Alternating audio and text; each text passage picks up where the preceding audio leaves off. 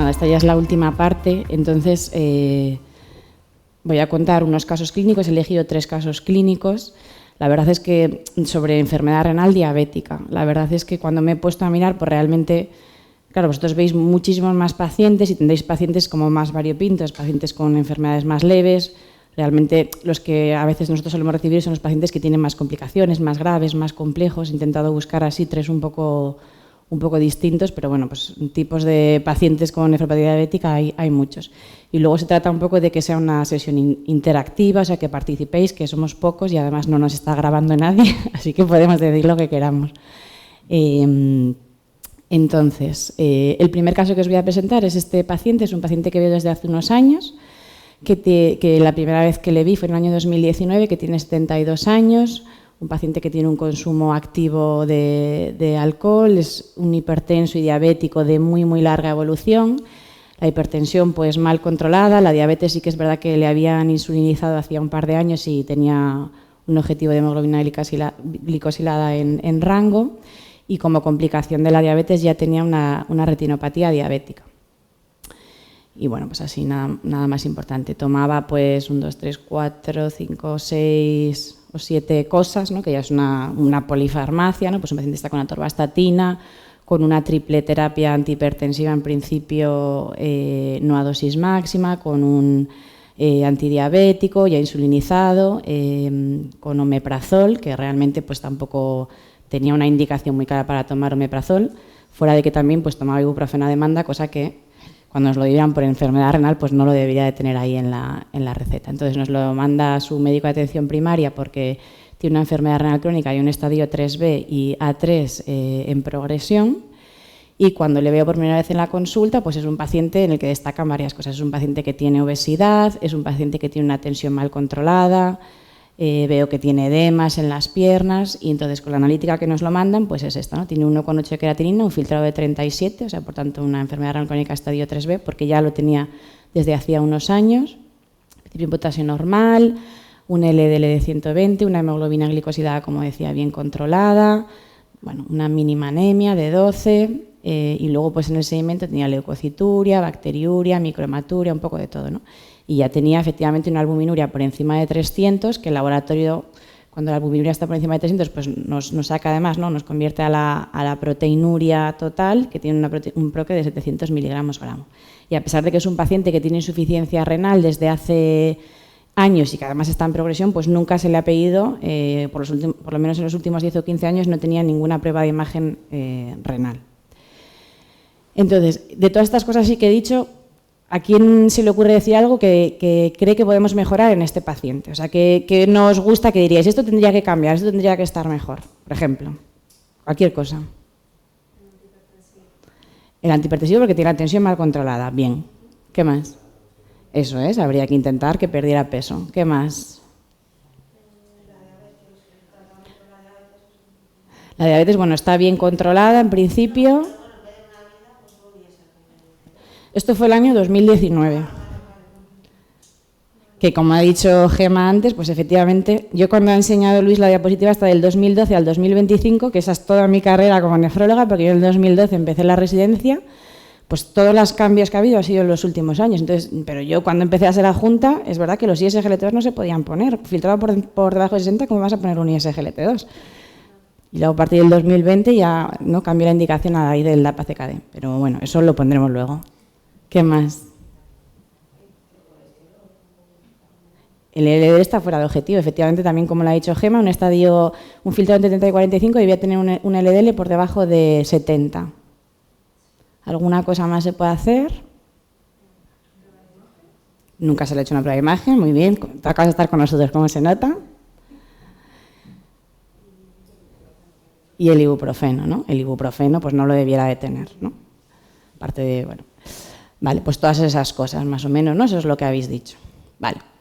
Entonces, ¿qué es lo que hicimos con este paciente? Pues reforzamos medidas higiénico-dietéticas, que esto es muy bonito de decir, pero es verdad que hay que decirlo en la primera consulta y en la segunda y en la tercera y siempre, ¿no? Y es es algo que si realmente el paciente lo empieza a hacer y ve lo positivo que es, ¿no? Como si pues bajando peso o cambiando los hábitos dietéticos, pues consigue a lo mejor controlar mejor sus factores de riesgo, incluso a veces le conseguimos quitar alguna pastilla, pues eso les hace muy felices. Entonces, esto es muy importante, ¿no? Decirle, pues tienes que beber menos alcohol porque te bebes 4 o 5 vinos al día, tienes que moverte algo porque no haces nada. Este señor pues ya tenía unos años, pero si hoy he visto un paciente de 27 años en la consulta con obesidad e hipertensión y le he dicho, es que tú no tienes que salir a caminar, tú lo que tienes que hacer es apuntarte a un gimnasio, tienes que hacer ejercicio. Y eso es lo único que he hecho en los 20 minutos que tengo para la consulta, es intentar convencerle para que hiciera ejercicio, que ya me ha dicho que no lo va a hacer, pero bueno, yo es a lo que me he dedicado, porque la tensión la tiene bien controlada con una pastilla, pero si pierde los 30 o 40 kilos que le sobran, pues a lo mejor no le haría falta la pastilla y se evitaría muchas complicaciones. Bueno, le decimos que evite los antiinflamatorios. Y en ese momento, como tenía la tensión alta, tenía edemas, tenía proteinuria, pues en ese momento yo lo que hice fue añadirle un antialdosterónico, el que teníamos también en el año 2019, que es el que utilizábamos también pues como segundo escalón. Él ya tenía olmesartano dosis máxima y le añadí espironolactona como un tratamiento adicional, aunque no cumplía el criterio de hipertensión refractaria porque no tenía los 3 fármacos a dosis máxima, pero bueno.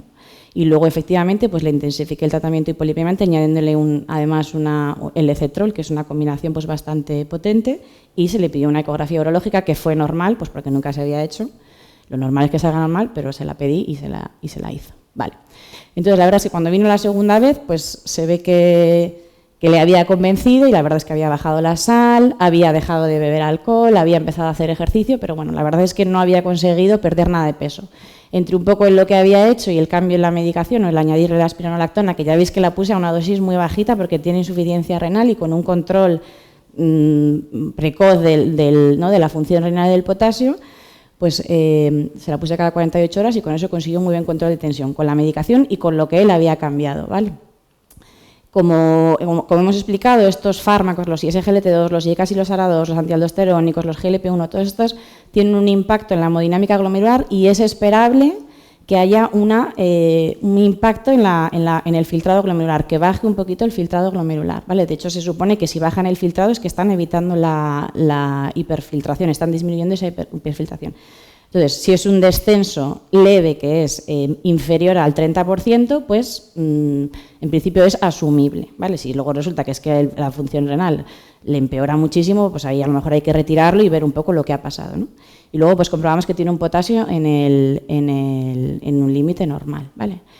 En un límite alto, pero en un límite normal. Tiene un colesterol ahora bien controlado y cuando le vamos a la segunda revisión lo que hacemos es un poco estudiar las complicaciones de la enfermedad renal crónica, que si de por sí la enfermedad renal crónica ya es asintomática, pues también todas las complicaciones, es decir, que el paciente tenía bueno, ya lo voy a decir, un hiperparatiroidismo, ¿no? Con una PTH de 175, tenía algo de anemia, que en principio parece que es una anemia ferropénica, ¿no? Claramente, y la verdad es que, aunque había mejorado la tensión, pues seguía teniendo una proteinuria cercana al gramo. Entonces, bueno, esto ya lo he dicho un poco. ¿Qué complicaciones tiene este paciente de la enfermedad renal? Pues el paciente tenía principalmente 2 complicaciones, que eran un hiperparatiroidismo secundario, ¿vale? Con un déficit de vitamina D, luego tenía anemia y, bueno, no había perdido nada de peso, y seguía teniendo una proteinuria importante, y esto lo vamos a ver después, pues a expensas sobre todo, o sea, el factor de progresión más importante, ya que la tensión, el colesterol, la diabetes también controlada, pues seguía siendo la obesidad que tenía. Entonces, ¿qué es lo que hice? Pues para tratar el hiperparatiroidismo secundario con déficit de vitamina D le añadí calcifediol mensual. Como tenía una anemia de perfil claramente ferropénico, pues se hace un estudio de sangre oculta en heces y le traté inicialmente con hierro oral, porque era una anemia leve, que no tenía síntomas, ¿vale? Y como tenía un potasio de 5, pues yo ahí me veía un poco limitada para intensificar el tratamiento antiproteinúrico. Entonces, de momento, pues lo que se hace en la segunda revisión es insistirle, mira, no has perdido nada de peso, intenta bajar algo de peso, de verdad que te va a ayudar mucho. Bueno, vuelve a la siguiente revisión, la tensión la tiene bastante bien, pero sigue sin haber perdido nada de peso, ¿vale? Estamos en el año 2020. La función renal se mantiene estable, el potasio ahora está normal, pues se le ha olvidado recoger la orina o en el laboratorio no se lo quisieron recoger o se perdió por el camino. El caso es que nos llega sin orina y muchas veces esto para nosotros es un poco pérdida de tiempo porque una consulta sin orina pues no nos da toda la información que queremos, ¿vale?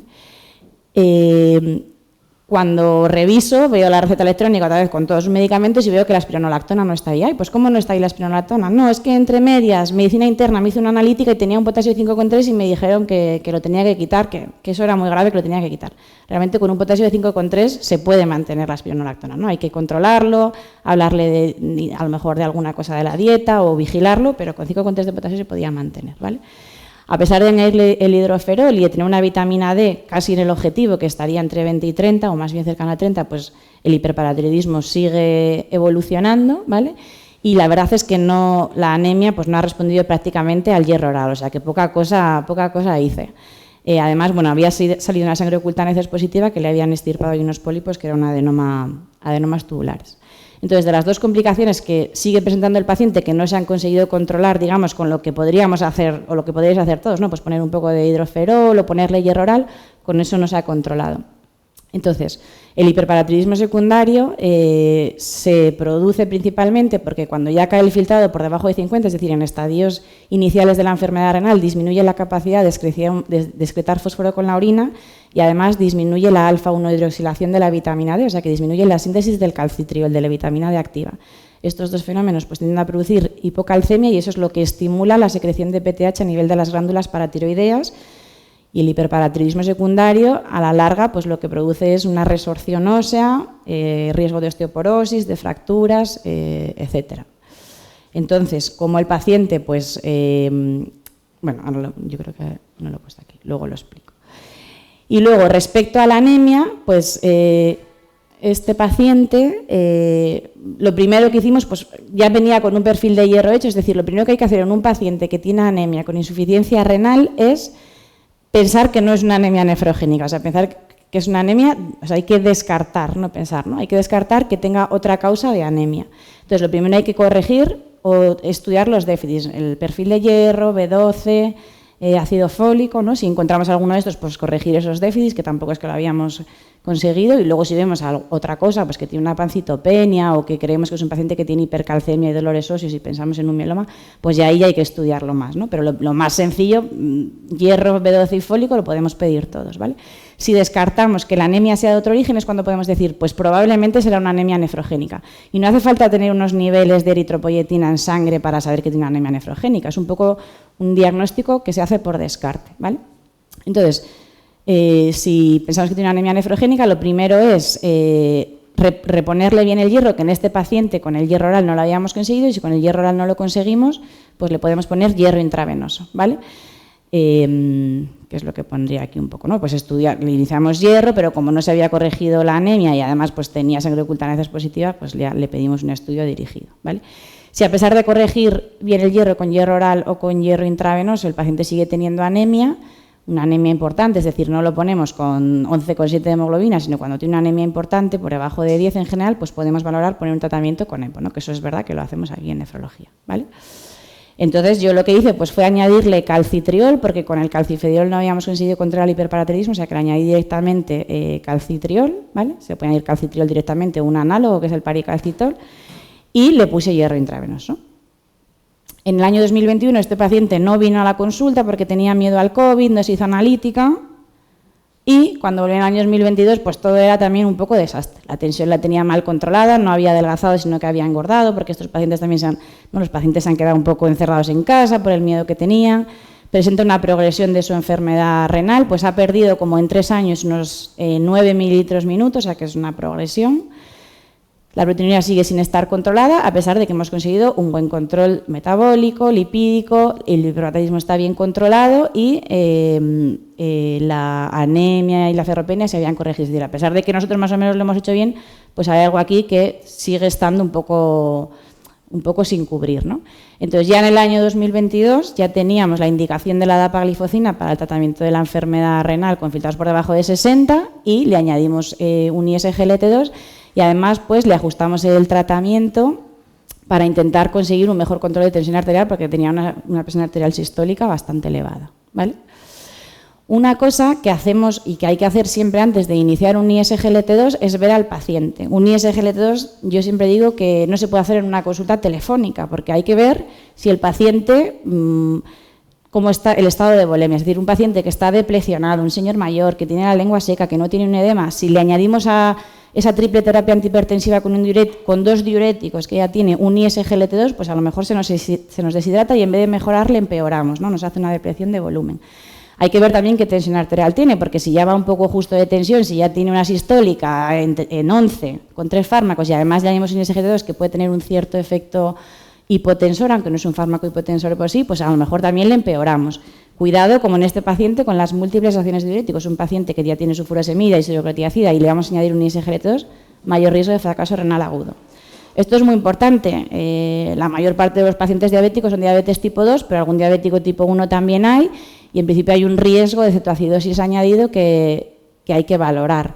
En principio no tienen indicación los ISGLT2 en la diabetes tipo 1 y solo en pacientes muy, muy aislados y muy concretos, y yo, que habrán sido 2 o 3 pacientes, hablando con el endocrino y monitorizando muy estrechamente el riesgo de cetoacidosis, pues se han beneficiado de un ISGLT2, pero esto está fuera de ficha técnica, ¿vale? Y cuidado también, que lo vamos a ver después, con lo que no es ni diabetes tipo 1 ni diabetes tipo 2, por ejemplo, las diabetes que son por pancreatitis, que son diabetes que se insulinizan, que no responden a antidiabéticos, tienen más riesgo de cetoacidosis también.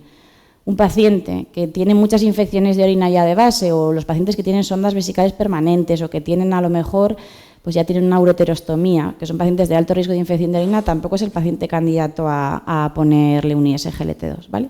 Y luego lo ha dicho Gema, que no hay que decir, bueno, ha empeorado la función renal, le pongo un ISGLT2. Vamos a ver, o sea, hay que ver si hay alguna cosa que ha hecho que empeore, que si además le pongo un ISGLT2 es que va a empeorar más, porque si lo que le ha pasado es que ha estado tomando antiinflamatorios, o que está obstruido, o que lo que le pasa es que ha tenido una diarrea y encima le añadimos un ISGLT2, pues ya lo rematamos, ¿vale? Vuelve en el año 2023, tras el inicio del ISGLT2, pues sigue cayendo un poco el filtrado, porque era un paciente que, como veíamos, tenía proteinuria, sigue hiperfiltrando, le ha bajado un poquito el filtrado, el potasio está bien, la tensión, la verdad, al subirle al amlodipino está mejor, sigue teniendo proteinuria, o sea, en los 3 o 4 años de seguimiento, pues todavía no se ha conseguido controlar la proteinuria. Tiene algo de anemia leve, esta vez sin ferropenia, lo demás está bien controlado, ¿vale? En este paciente lo que intentamos fue ponerle una semaglutida subcutánea, lo que pasa es que es verdad que lo toleró muy mal por vómitos y entonces pues no se consiguió, pero el principal factor de progresión de este paciente seguía siendo la obesidad, porque lo demás estaba bastante bien controlado, ¿vale? Vuelve a venir, sigue engordando, vemos ya que la enfermedad renal, bueno, progresa a un estadio 4, pues ya tiene hiperpotasemia y acidosis, porque es verdad que a peor grado de filtrado o a la enfermedad renal más avanzada, pues aparecen más complicaciones de la enfermedad renal, como la hiperpotasemia, tiene algo más de anemia, en principio poco sintomático, el hiperparatilismo tal vez peor controlado, sigue teniendo una proteinuria importante. Entonces tenemos que tratar más complicaciones de la enfermedad renal, pues se le pone bicarbonato para tratar la acidosis metabólica y corregir esa hiperpotasemia, le ajustamos la dosis de calcitriol y pues probamos con la semaglutida oral, a ver qué tal le sienta, y milagrosamente le sienta muy bien y tanto que pierde 11 kilos de peso. Entonces la siguiente vez que viene la verdad es que parece otro paciente, o sea, se encuentra muchísimo mejor en cuanto para todo, ¿no? Para moverse, la tensión está bien, incluso ha tenido algún síntoma de hipoglucemia, porque él ya tenía, ya tenía la diabetes bien controlada y de hecho en la, bueno, no sé si en la ficha técnica o por lo menos en el folletito que tengo ahí en la consulta, pues pone que si le pones un GLP-1 pues hay que vigilarlo, las hipoglucemias, y a veces hay que reducir la dosis de insulina hasta en un 20%, ¿vale? Entonces él se ha reducido la insulina. Y, pues, clínicamente la función renal está estable, el hiperparatidismo bien, veis que la hemoglobina glicosílica le ha bajado mucho, pero sobre todo, por primera vez en 4 o 5 años, pues hemos conseguido reducir la proteinuria, que no la hemos normalizado, pero digamos que lo que más impacto ha tenido este paciente ha sido perder peso, ¿vale? Y si él por su cuenta no lo ha hecho, pues con los fármacos le hemos ayudado, ¿vale? Bueno, esto es un poco, este es el ensayo FLOW, que es el que se presentó, bueno, lo ha contado ya Luis, el año pasado en el Congreso Europeo, donde se veían los beneficios. En principio este estudio está hecho con semaglutida subcutánea 1 miligramo, ¿vale? O sea, con el Ozempic. Pero, bueno, pues lo que se veía era un poco el efecto sobre la ralentización de la progresión de enfermedad renal, el riesgo cardiovascular, la disminución de albuminuria. Entonces, en este paciente, pues fue un poco el factor clave que ayudó digamos, a estabilizarle, ¿vale? La última vez que le he visto, que ha sido a principios de este mes, pues entre medias había ingresado por una sepsis urinaria, había hecho una retención aguda de orina, había tenido que irse para casa con sonda y en este contexto pues se le suspende con buen criterio el ISGLT2, ¿vale? Cuando ingresa hace un fracaso renal agudo, pues en el contexto de la infección, de la retención de orina, además con hiperpotasemia, se le intentó pautar resin calcio para controlarlo, pero lo suspendió por intolerancia digestiva. Entonces, cuando le vemos en la consulta, cuando ya ha pasado ese proceso agudo, la verdad es que ha tenido suerte porque ha recuperado su función renal basal, que como ha dicho Gemma, en un paciente que ya tiene enfermedad renal crónica, cada evento, cada mini fracaso renal agudo, cada insulto a nivel renal, pues puede producir una merma en la función renal residual y eso puede hacer que siga progresando la enfermedad renal, ¿vale? Sí que se seguía tomando su bicarbonato, que la acidosis estaba corregida y ya cuando había venido, pues la hiperpotasemia, digamos, pues después de haberle resuelta la uropatía obstructiva y haber mejorado la función renal, pues la hiperpotasemia se había controlado. Pero sí que tenía bastante anemia, el paciente estaba sintomático, era una anemia que no era ferropénica y entonces yo lo que he hecho en la última consulta a principios de mes, pues le he empezado a poner eritropoyetina y como se le había tenido que suspender el ISGLT2, pues vuelve a tener un repunte de proteinuria y en este paciente lo último que he hecho ha sido pues añadirle como el cuarto pilar de tratamiento que sería la finerenona, ¿vale? Todavía no os puedo decir cómo le ha ido porque se inicia la finerenona pues a principios de mes y en un mes hay que hacer un control de potasio, ¿no? Hay que empezarlo siempre que el potasio esté idealmente por debajo de 4,8 y entre 4,8 y 5 pues se puede valorar iniciar la finerenona y al mes hay que hacer un control de potasio porque aunque efectivamente parece que hay menor incidencia de hiperpotasemia con finerenona respecto a los otros antialdosterónicos, pues casos de hiperpotasemia hay en el estudio y hay en la práctica clínica diaria, con lo cual hay que controlar el potasio al mes, ¿vale? Si el potasio está por debajo de 5,5 se puede mantener y si el potasio está por encima de 5,5, ¿no? Si tiene una hiperpotasemia importante, pues ya hay que suspenderlo, ¿vale? Vale. Y bueno, pues esto es un poco, en este paciente pues hemos tocado un poco los 4 pilares de los que ha hablado Luis, tiene su IECA, el ISGL2 en este caso, o sea, es verdad que las guías de práctica clínica nos dicen intenta ponerle todo esto, pero luego en la práctica diaria no siempre se puede, por hiperpotasemia o por infecciones de orina o por intolerancia, o sea que esta es la práctica clínica diaria en la que vemos que queremos y no podemos hacer, ¿vale?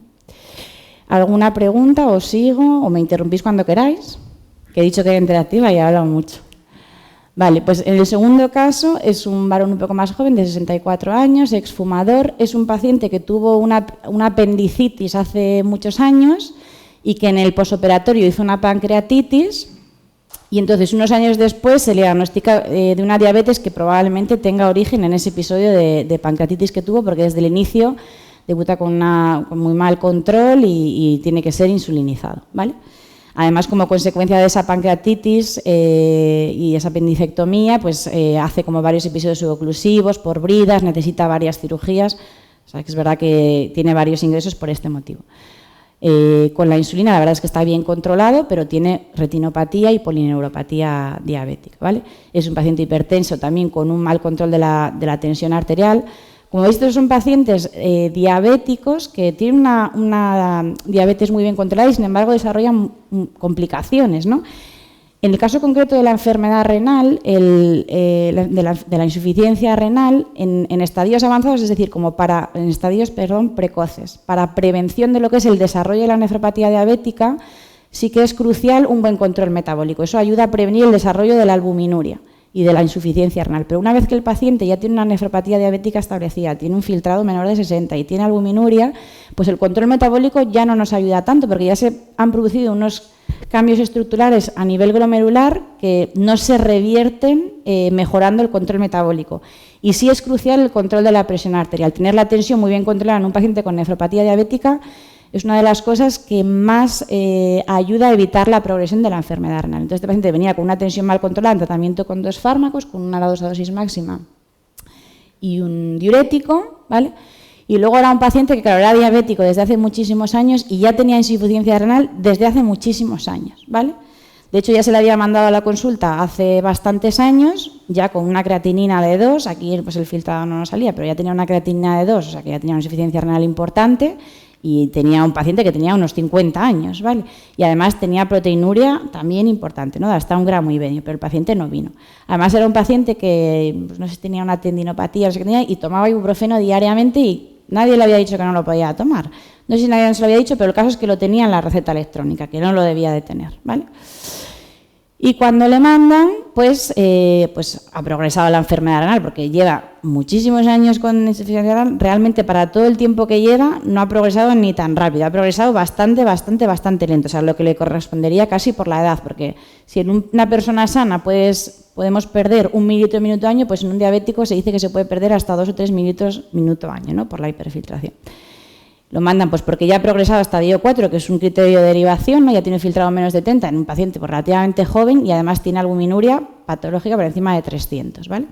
Entonces yo lo que hago en esta consulta, pues bueno, no he puesto el tratamiento que tenía, pero este paciente no tenía un tratamiento de base con un ISGLT2, no tenía de hecho ningún antidiabético, porque sí que es verdad que los diabéticos, como os digo, ¿no? Pues por ejemplo, por pancreatitis crónica, hay que individualizar mucho el uso de ISGLT2 porque hay más riesgo de cetoacidosis. Entonces, este paciente no lo tenía y yo inicialmente no se lo puse tampoco, pero viendo que tenía una tensión mal controlada, pues dije, vamos a intentar a ver, bajándole la tensión, si conseguimos un poco disminuir esa hiperfiltración y esa proteinuria, ¿vale? Antes de venir a la siguiente consulta, pues el paciente es diagnosticado de un adenocarcinoma de próstata que requiere una prostatectomía, que se le complica con una colección paravesical que requiere un drenaje, tiene digamos, un posoperatorio tórpido, un ingreso ahí prolongado de 1 mes y hace un fracaso renal agudo, ¿no? Nuevamente es un paciente con factores de riesgo para hacer un fracaso renal agudo. Tiene enfermedad renal crónica, tiene diabetes, tiene fármacos que lo pueden predisponer. Se pone con 4 de keterina y también pues, hace una hiperpotasemia con 6,7 de potasio y a este paciente, pues con buen criterio, en ese momento se le quita el ARA2, que es lo que hay que hacer en el momento agudo, ¿no? No se le pautó resincalcio, yo no le pauté resincalcio porque por los múltiples episodios de suboclusión intestinal, o sea, cuidaban los pacientes que tienen una cirugía colónica o que tienen muchos episodios de suboclusión intestinal porque le pone resincalcio y pueden tener otra obstrucción intestinal, con lo cual en ese caso pues no se le puso y pues parecía muy razonable quitarle en ese momento el ARA2, ¿vale? Tras el alta, pues mejora bastante la función renal, de hecho parece que está mejor, el filtrado pues le ha mejorado mucho, pero nos llevamos un susto porque el paciente tiene 7 gramos de proteinuria, o sea, un paciente que tenía 300 miligramos de albuminuria con un ARA2 que parecía que no podía tener tanto efecto, pues a veces nos llevamos muchos sustos en pacientes que ingresan, que tienen una diarrea, que se les quitan fármacos y de repente nos encontramos esto, que no te puedes creer que solo por una pastilla se consiga reducir tanto la hiperfiltración. Pues esto es bastante frecuente, igual no 7 gramos de proteinuria, pero pasar de 300 de proteinuria a 2000, pues así, ¿vale? Entonces yo lo que le hago, ya se ha recuperado el fracaso renal agudo, el potasio está en su sitio, pues le vuelvo a poner candesartán un poco a una dosis baja y controlo pues rápido la función renal. El paciente vuelve a tener la función renal que tenía antes o un poquito peor. O sea, es verdad que le cae bastante el filtrado, pero es que tenía 7 gramos de proteinuria. 34 no era su filtrado real porque ya no lo era desde hacía muchos años, ¿vale? Y conseguimos una reducción muy importante de la proteinuria, aunque sigue teniendo mucha proteinuria. Pero me vuelve a encontrar con el mismo problema. Vuelve a tener 6 de potasio. A pesar de que le habré puesto un candesartán de 4 o de 8, no me acuerdo, pues vuelve a tener hiperpotasemia y, como digo, pues yo no le pongo resincalcio por los episodios repetidos de suboclusión intestinal. Entonces, en este paciente, pues yo me veo obligada a suspenderle el ARA2 pues, por el riesgo que tiene, ¿vale? Y en este caso, pues valorando que es un paciente que nunca ha tenido una cetoacidosis y comentándolo con su endocrino, pues yo le digo, oye, ¿qué te parecería este paciente para poner un ISGLT2? Venga, pues se lo ponemos. Pues le puse empagliflozina, ¿vale? Cuando viene a la revisión, realmente la función renal está estable, ¿vale? Y se sigue reduciendo la proteinuria. Y bueno, pues en las últimas visitas que le he ido siguiendo, pues se ha mantenido la función renal bastante estable, es decir, que a partir de ahí no ha progresado más, pero sí que seguía teniendo proteinuria y le puse finerenona. Con el antecedente que había tenido de la hiperpotasemia, pues me daba un poco de miedo, pero es verdad que parece que hay una menor incidencia de hiperpotasemia con finerenona. Y la verdad es que la última vez que le he visto, pues seguía teniendo una enfermedad renal crónica bastante estable, no tenía hiperpotasemia y se había reducido la proteinuria otra vez pues, a lo que habíamos empezado al principio, a 500 miligramos gramo. Entonces, en este paciente, en el que no podemos optimizar todos los tratamientos, sobre todo pues, la hiperpotasemia, que es un factor limitante importante, ¿no? Pues con finerenona y con empagliflozina, pues lo hemos conseguido controlar bastante bien, ¿vale?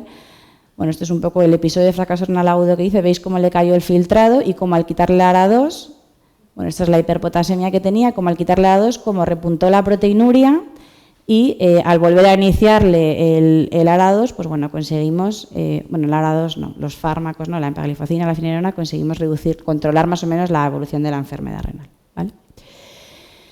Entonces, esto lo pongo un poco también porque esto es la historia natural de la nefropatía diabética que estudiamos en los libros, lo que yo estudié, probablemente lo que conocíamos antes de que tuviéramos los fármacos modificadores de la enfermedad que tenemos ahora, ¿no? Los pacientes diabéticos pues lo que hacen es una primera fase de hiperfiltración que nosotros no lo vemos.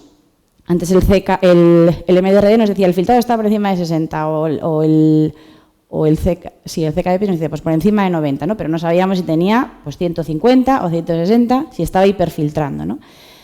Y después empieza la fase de la microalbuminuria, que se llama la albuminuria, ¿no? Y luego empieza la fase de proteinuria que va aumentando y va cayendo el filtrado. Esto era la evolución de la enfermedad renal diabética. Entonces, cuando yo empecé en la residencia, pues tú si ya veías un paciente que ya tenía 2 o 3 gramos de proteinuria y ya le habías puesto un IECA o un ARA2 y a veces no le podías poner antialdosterónico por hiperpotasemia, pues no hacías más que sentarte ahí a ver cómo va empeorando y vas tratando las complicaciones de la enfermedad renal, la anemia y todo eso, hasta que el paciente entraba en diálisis.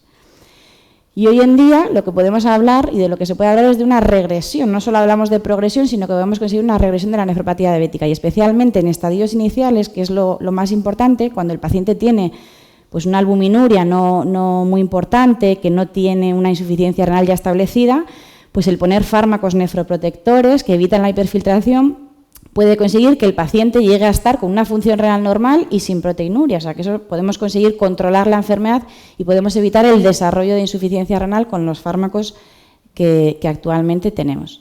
Y luego os quería hablar un poco de la hiperpotasemia, como, sobre todo en la nefropatía diabética, como principal factor limitante para optimizar muchos de los tratamientos, ¿no? La enfermedad renal crónica es como el principal factor de riesgo para desarrollar hiperpotasemia, porque el 90% del potasio es excretado por vía urinaria, ¿no? Y el 10% por vía digestiva, y los fármacos que usamos, IECAs o ARA2, los antialdosterónicos, pacientes con insuficiencia cardíaca, o sea, pacientes diabéticos con insuficiencia renal o insuficiencia cardíaca, muchísimos, ¿no? Eso aumenta el riesgo de hiperpotasemia y también la diabetes, ¿no? Y la hipertensión. ¿Por qué se produce la hiperpotasemia en la diabetes? Pues principalmente porque la diabetes es una de las principales causas de insuficiencia renal, con lo cual con la disminución del filtrado y los fármacos que necesitamos, eso ya es un factor de riesgo para que tengan hiperpotasemia, pero en la diabetes se produce lo que se llama el hipoaldosteronismo hiporreninémico, que es más característico de la diabetes, o acidosis tubular renal tipo 4, que lo que sucede es que por los daños que produce la diabetes a nivel renal, que produce una glomerulosclerosis, la lesión típica, pero también un daño a nivel tubular, un daño en el aparato extraglomerular, pues lo que se produce es una disminución en la síntesis y la secreción de renina, y esto produce una disminución de la síntesis de aldosterona, ¿no? Del sistema renina-angiotensina-aldosterona, por eso se llama hipoaldosteronismo de causa hiporreninémica, por un déficit de síntesis en la renina, ¿vale? Y también puede haber un fenómeno de resistencia tubular a la aldosterona. Entonces, en los pacientes con diabetes, pues lo que pasa es que la disminución de la síntesis de aldosterona, la aldosterona lo que hace a nivel de la nefrona distal, a nivel del túbulo colector, favorece, digamos, la retención o la reabsorción de sodio y la excreción de potasio e hidrogeniones. Entonces, cuando tenemos un déficit de aldosterona nos pasa lo contrario, ¿no? Pues se produce una natriuresis y se tiende a retener potasio e hidrogeniones. Por eso se produce hiperpotasemia y acidosis metabólica, ¿vale? Se puede diagnosticar pues cuando vemos un paciente que tiene diabetes pero que tiene una función renal relativamente buena, que tiene un filtrado a lo mejor pues mayor de 50, no tiene un filtrado muy bajito, o incluso, vamos, una función renal relativamente conservada pero que tiene hiperpotasemia, pues puede ser ¿no? Por esto, ¿no? Por el hipoaldosteronismo hiporrenímico y porque se asocia con acidosis metabólica, ¿vale? Los fármacos lo pueden agravarlo, bueno, pues se diagnostica con pruebas de laboratorio y si lo diagnosticamos, que no digo yo que sea el caso de estos dos pacientes, porque es verdad que estos dos pacientes tenían una insuficiencia renal importante, ya tenían una insuficiencia renal estadio 4 y fármacos que justificaban perfectamente que tuvieran hiperpotasemia. O sea, no creo que tuvieran un hipoaldosteronismo hiporrenémico, pero en otro tipo de pacientes, pues bueno, hay que pensar en ellos si tienen una función renal relativamente buena o si dices, jolín, es que tiene una dosis de ALA2 a dosis baja y la hiperpotasemia no la consigo controlar. Algunos se pueden tratar con fluorocortisona, yo la verdad es que no lo he puesto nunca, ¿vale? Entonces hay que pensar en ello, ¿de acuerdo? Y luego este segundo caso lo que ilustra un poco es que en pacientes en los cuales podemos tener limitado el uso de IECA-SOLA2 por la hiperpotasemia, pues la combinación de, este es el estudio Confidence que se ha presentado hace 15 días en el Congreso Europeo de Nefrología también, pues nos habla de los beneficios que tiene la asociación y el inicio simultáneo tanto de un ISGLT2, en este caso es la empagliflozina, con la finerenona, ¿vale?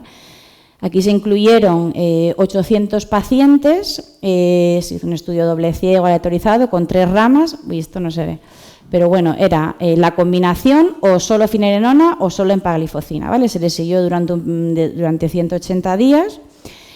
Se incluyeron pacientes mayores de 18 años con un filtrado por encima de 30, con albuminias por encima de 100, con diabetes tipo 2. Nuevamente, pues los diabetes tipo 1 están un poco olvidados, ¿vale?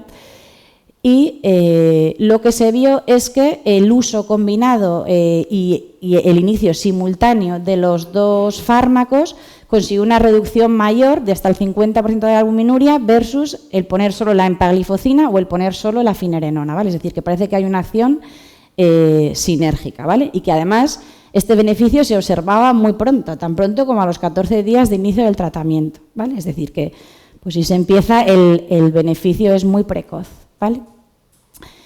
Luego, yo tengo un poco de lío y no lo termino de entender todo porque sí que es verdad que si te lees el artículo parece que los pacientes que están con la combinación de empagliflozina y finerenona el potasio les sube más. Pero luego, el número de pacientes que tienen hiperpotasemia, el número global es menor en el grupo de terapia combinada, ¿vale? Entonces, al final los autores lo que te quieren decir es que produce menos hiperpotasemias. Así que sube más el potasio, pero menos pacientes, ¿vale? Pero sí que parece que la combinación, que es este color, pues producía menos hiperpotasemia respecto al uso solo de finerenona. Lógicamente, la empagliflozina no tiene por qué producir finerenona, no tiene por qué producir hiperpotasemia. Es porque se habla de que los ISGLT2 tienen un cierto papel protector sobre la hiperpotasemia. Entonces, el uso combinado pues, puede tener ese beneficio. Luego parece que es que no hubo ningún caso grave de hiperpotasemia, parece que es solo un caso de los 800 pacientes que requiriera suspensión del tratamiento, ¿vale? O sea, que luego son hiperpotasemias leves, que no son clínicamente muy significativas. Y luego hay que tener en cuenta esto, que eso es esperable. Cuando iniciamos simultáneamente dos fármacos que tienen un impacto en la hemodinámica glomerular, pues en el grupo combinado el filtrado inicial cae más respecto a que si empezamos solo la empagliflozina o empezamos solo la finerenona. Entonces, esto hay que tenerlo en cuenta cuando lo vayamos a poner, que nos podemos encontrar con una caída mayor del filtrado.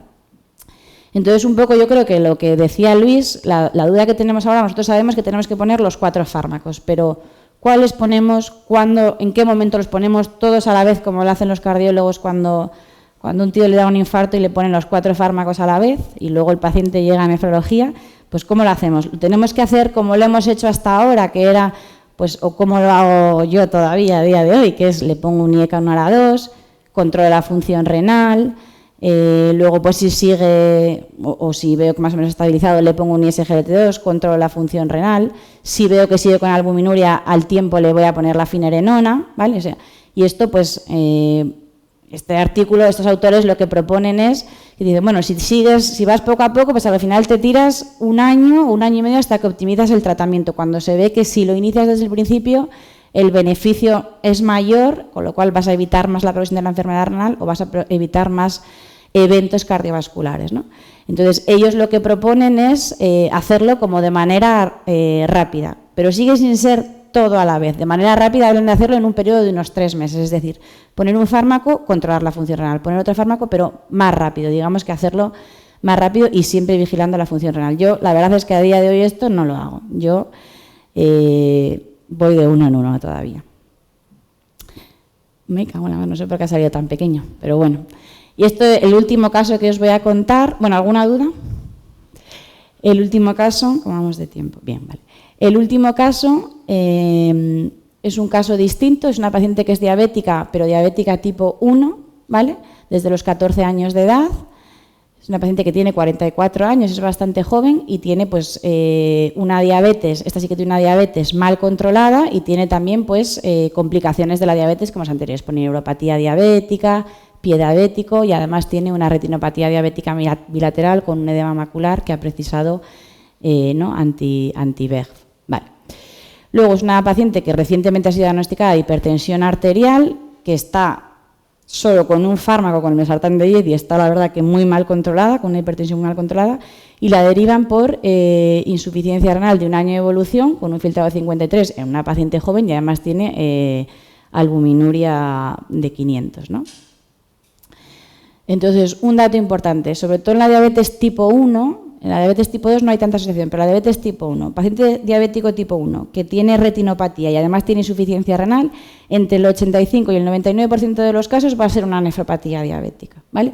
La asociación entre la retinopatía y la diabetes tipo 2 es un poco más, o sea, la asociación entre diabetes tipo 2, retinopatía y nefropatía diabética es un poco más errática, es entre el 40 y el 80%, es decir, es un dato que apoya mucho la posibilidad de una nefropatía diabética, pero en una diabetes tipo 1 con retinopatía ya dices, bueno, está seguro que lo que tienes es una nefropatía diabética, pero vamos un poco más allá y le preguntamos en la primera consulta, pues alguien de su familia ha estado en diálisis y nos cuenta que su abuela, nos cuenta un poco y revisamos, que su abuela pues falleció muy mayor, era diabética, tipo 2, tenía insuficiencia renal, la veíamos en la consulta de enfermedad renal avanzada y era muy mayor, tenía hipertensión nefrótica y ya pues la paciente no entró en diálisis y falleció. Su madre falleció, hipertensa, diabética tipo 2, falleció a los 51 años y ya había estado en diálisis peritoneal y en hemodiálisis, relativamente joven. Y tiene una hermana que inició diálisis a los 33 años, una hermana también diabética tipo 2, que inició diálisis a los 33 años y que se había trasplantado con 38 años. Entonces, hace pocos años, ¿no? El estudio de Jensen ha sido hace como 2 años o así, pues ahí se estudiaron pacientes menores de 45 años, ¿no? que habían iniciado tratamiento renal sustitutivo por debajo de los 45 años y que no había una clara causa afiliada de insuficiencia renal. Es verdad que estará diabética, pero jolín, había entrado con 33 años, además tenía antecedentes familiares, pues entonces en este estudio se le hizo un panel de no sé cuántos genes, como 100, ¿no? 141, y es que como Gemma fue la coordinadora, yo le pregunto por si acaso. Y lo que se vio es que era portadora de una variante patogénica en un gen del complemento, en un gen C3, y lo que esto se asocia, es un genotipo que se asocia con, un genotipo patogénico que se asocia con una glomerulonefritis C3, que es una enfermedad glomerular rarísima, ¿vale? Pero que, mirando un poco a la vista atrás, pues nos cuadra un poco que podías decir, bueno, es que todos eran diabéticos, pero un antecedente así, una historia familiar importante sobre todo de tratamiento renal sustitutivo a edades muy jóvenes, pues nos hacía, o a mí me hizo sospechar que a lo mejor no tenía una nefropatía diabética, ¿no? Aunque todo lo indicaba. Lo que hice fue ajustando el tratamiento antihipertensivo, ¿no? Le añadí al final una triple terapia para conseguir un buen control de tensión arterial. Esta es una paciente diabética tipo 1, con lo cual lo que tenemos es el buen control de la presión arterial. Esto es fundamental, ¿vale? Para evitar la progresión de la enfermedad renal. Le pedí un estudio genético que confirmó la presencia de la misma variante que tenía su hermana y probablemente a lo mejor tenía su madre o yo no sé si su abuela, ¿vale? Y con estos datos, pues yo no podía decir si tenía una nefropatía diabética o tenía una glomerulonefritis C3 y lo que se le hizo fue una biopsia renal, ¿vale? Entonces, en la biopsia renal, como os podía haber dicho hace 20 años, una diabética tipo 1 con retinopatía diabética, ¿qué va a tener? Pues tenía una nefropatía diabética, ¿vale? Tenía una nefropatía diabética ya avanzada, a pesar de tener, tenía bastante glomerulosclerosis, ¿no? Los nódulos estos de Kimmel-Steil-Wilson que son patognomónicos y no había datos de tener lo diré, como alteraciones glomerulares compatibles con una glomerulonefritis, lo que tenía era una nefropatía diabética, ¿vale? Entonces, lo que hemos conseguido pues es que es una paciente joven que tiene un control de presión arterial excelente, muy bien tolerado. Al bajarle la presión arterial, pues es verdad que el filtrado le ha caído de 53 a 46, eso ha sido el seguimiento a lo largo de un año, ¿vale? Pero hemos conseguido reducir la albuminuria hasta 100 y de momento ahí ya no podemos hacer más. Como veis, en ninguno de los 3 pacientes que os he contado he conseguido llegar a normalizar la proteinuria o la albuminuria, porque a veces estamos limitados y no podemos poner más, o ponemos todo y no lo conseguimos. Pues ahí es importante el control del resto de cosas, el control del peso, que no fumen y un control adecuado de la presión arterial. Y yo creo que eso es todo ya. Aquí ponía gracias, pero se me ha quitado.